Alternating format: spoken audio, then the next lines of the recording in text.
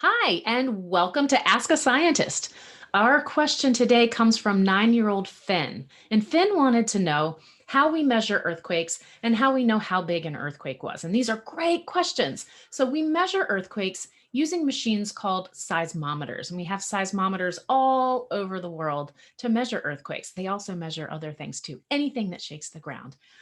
So when an earthquake happens, it releases waves that go off in all directions. They travel across the surface of the earth, through the interior of the earth, and they're picked up by these seismometers.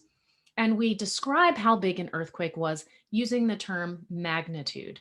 So there's lots of different magnitude scales. The most famous one is probably the Richter scale. It was created by Charles Richter in Southern California, and it's really good at describing small to medium-sized earthquakes that were nearby, but it wasn't very good at describing really large global earthquakes. So now we use something called the moment magnitude scale. Moment magnitude uses seismic moment, which is basically describing the amount of force that's needed to describe the amplitude of the waves that we see on those seismometers that measure earthquakes.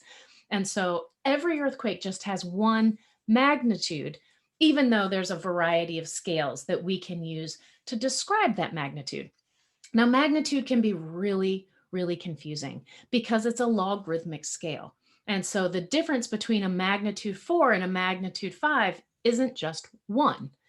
The difference between a magnitude 4 and a magnitude 5 in terms of the amplitude of shaking is 10 times. So a magnitude 5 shaking, amplitude of shaking is 10 times greater than a magnitude 4.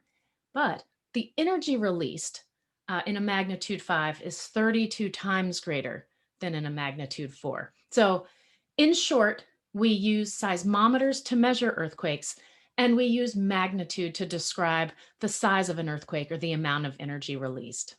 Thank you. And remember, ask your questions.